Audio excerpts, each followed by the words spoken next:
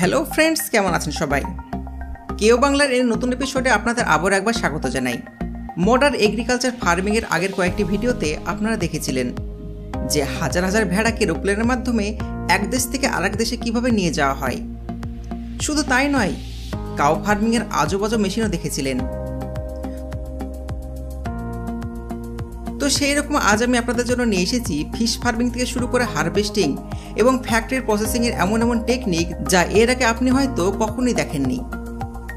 তো বন্ধুরা, ভিডিওটি শুরু থেকে শেষ পর্যন্ত অবশ্যই দেখবেন, কিন্তু তার আগে আপনারা যদি আমার চ্যানেলটিকে সাবস্ক্রাইব করে না থাকেন তাহলে এক্ষুনি সাবস্ক্রাইব করুন। সর্বপ্রথমে দেখে নেওয়া যাক ক্যাটফিশ অর্থাৎ মাগুর মাছের ফার্মিং। এই মাগুর মাছকে ইন্ডিয়া সহ অনেক দেশে ব্যান করে দেওয়া হয়েছে, কারণ এই মাছ অন্য প্রজাতির মাছকে টিকে থাকতে দেয় না। তো বন্ধুরা, আজ আমরা এখান থেকে শুরু করব। সর্বপ্রথম ফিমেল ক্যাটফিশ থেকে ডিম বের করা হয়, পরে একটি পাত্রে ওয়ার্কার মাছের ডিমগুলোকে বের করে নেয়, যা আপনারা ভিডিওতে দেখতেই পাচ্ছেন।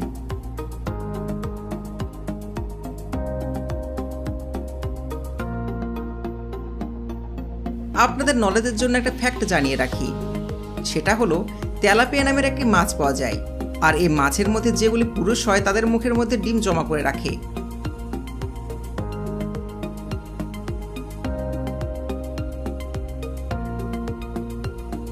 যেহেতু এখন আমরা ক্যাটফিশের ব্যাপারে কথা বলছি, সেহেতু এখন যে ডিমগুলো জমা করা হলো সেগুলোকে হ্যাচারিতে নিয়ে এসে নিষেক ঘটানো হয়।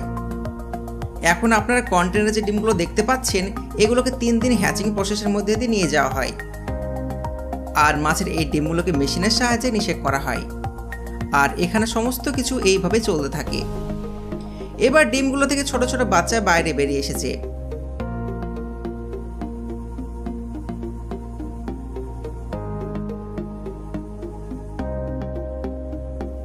আর যখন এই বাচ্চাগুলো 2 সপ্তাহ অর্থাৎ 14 দিনের মতন বড় হয়ে যাবে, তখন এই মাছগুলোকে নার্সারি থেকে সোজা পুকুরে নিয়ে গিয়ে ছেড়ে দেওয়া হয়। কিন্তু তার জন্য এগুলোকে 100 থেকে 150 কোয়ান্টিটিতে বের করে পলিথিন ব্যাগ আর ভরপুর অক্সিজেনে ভরে প্যাক করা হয়, যেন মাছগুলোকে পুকুর পর্যন্ত নিয়ে যাওয়ার সময় মরে না যায়। তো এবার মাছগুলো বড় পুকুরের কাছে পৌঁছে গেছে। এবার যখন মাছগুলোকে পুকুরের পানিতে ছেড়ে দেওয়া হয়, তখনকার মাছগুলো হয়তো একটু শান্তি পায়, কারণ মাছগুলো পুকুরে আসার পর প্রকৃতির ছোঁয়া পায়। মাছের ফার্মিং প্রসেসে এক সিজনে লাখ লাখ টাকা আয় করা যায়। এই সবের সাথে মাছগুলি খাওয়া দাওয়ার উপর নজর রাখা হয়, আর এতগুলো মাছকে খাবার সার্ভ করার জন্য ব্যবহার করা হয় এই মেশিন। এই মেশিনে লাগানো থাকা স্প্রেয়ার গান রাস্তায় চলতে চলতেই মাছের খাবারগুলোকে পুরো পুকুরে স্প্রে করতে থাকে। দেখুন মেশিনটি কত সুন্দরভাবে স্প্রে করছে। আর এত বড় পুকুরে শুধুমাত্র স্প্রে গানের সাহায্যে ফিশ ফুড পৌঁছানো সম্ভব নয়। এরকম সময় কিছু ওয়ার্কার পুকুরে যে সমস্ত জায়গায় খাবার পৌঁছায় না, ডেলি সেই সমস্ত জায়গায় বোটের মাধ্যমে গিয়ে ম্যানুয়ালি খাবার ছিটিয়ে দেয়, যেন সমস্ত মাছগুলো খাবার পায়। আর মাছগুলি খাবার পাওয়ার সাথে সাথে এমনভাবে ঝাঁপিয়ে পড়ে যেন দেখে মনে হয় এই সব জায়গায় যদি কোনো মানুষ পড়ে যায় তাহলে সে মানুষটিকে জ্যান্ত খেয়ে নেবে। এবার মাছগুলো তো খাবার পেয়ে গেছে, পানি পেয়ে গেছে, কিন্তু যখন এত বড় পুকুরে ক্যাপাসিটি থেকে অনেক বেশি মাছ পালন করা হবে, তাহলে তো জানার কথা যে পানিতে অক্সিজেনের পরিমাণ কম হবে। তো এইরকম সময় অক্সিজেন জেনারেটর ব্যবহার করা হয়। এই জেনারেটরকে পুকুরের যেখানে সেখানে লাগিয়ে যখন অন করা হয়, তখন এই জেনারেটর পানিতে অক্সিজেন ভরপুর মাত্রায় সাপ্লাই করতে থাকে।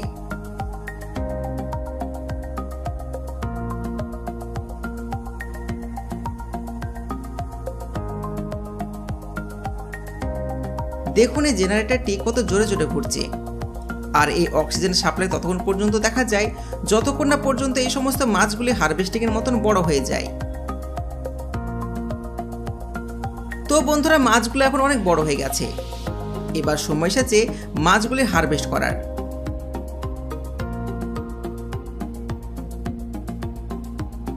তো এখানে ওয়ার্কার প্রথম থেকে বড় বড় জাল পুকুরে বিছিয়ে রাখে, আর এই জালকে হাতের সাহায্যে টেনে তোলা সম্ভব নয়, সেই জন্য জেসিবির সাহায্যে অনেকগুলো মাছ ভর্তি এই জালকে উঠিয়ে ট্রাকের কাছে নিয়ে আসা হয়। আর ট্রাকের ওপর আগে থেকে একজন ওয়ার্কার দাঁড়িয়ে থাকে। যখন মাছের জাল ট্রাকের কাছে নিয়ে আসা হয় তখন সে ওয়ার্কার জালগুলো থেকে মাছগুলোকে বের করে নেয় এবং লোডিং ট্রাকে ভর্তি করে দেয়।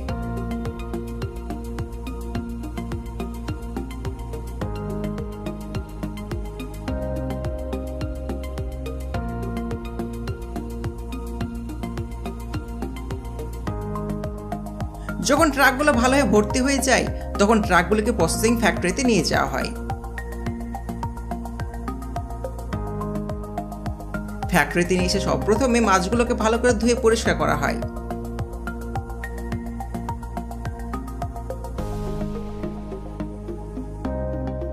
এবার কয়েকজন প্রফেশনাল ওয়ার্কার মাছগুলোকে কাটে, তারপর কাটা মাছগুলোকে সাইজ অনুসারে আলাদা আলাদা বক্সে প্যাক করে বিক্রি করার জন্য পাঠিয়ে দেয়।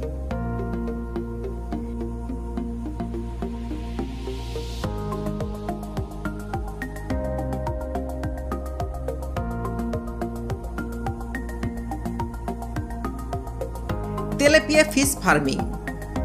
তেলাপিয়া মাছ পৃথিবীর বেশিরভাগ দেশের মানুষরা খেতে বেশি ভালোবাসে, আর এই তেলাপিয়া মাছ সবচেয়ে দ্রুত বাড়তে থাকা মাছের মধ্যে একটি।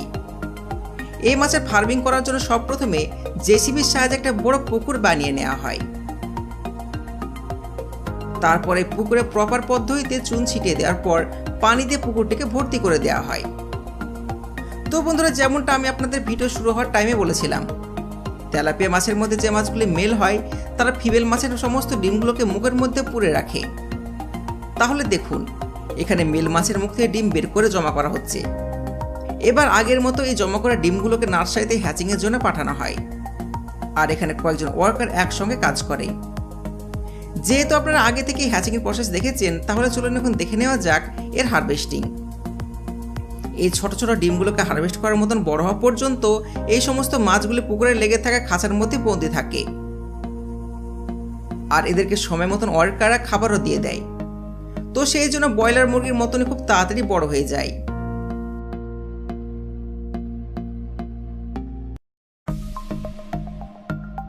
আর এই জালিগুলি লম্বাতে অনেক বড় হয়। তো এবার যদি আমরা হারভেস্টিং এর ব্যাপারে কথা বলি, তাহলে এই ধরনের সাকশন পাম্পের সাহায্যে এই খাঁচাগুলো থেকে মাছগুলোকে বাইরে বের করা হয়। এরপর যখন মাছগুলিকে কন্টেনারে ভর্তি করা হয় তখন মাছগুলিকে ফ্যাক্টরিতে প্রসেসিং এর জন্য নিয়ে আসা হয়। তারপর ওয়ার্কাররা এগুলিকে ভালো করে ধুয়ে নেয় এবং ছোট ছোট করে কেটে প্যাকেটে প্যাক করে মার্কেটে বিক্রি করার জন্য পাঠিয়ে দেয়।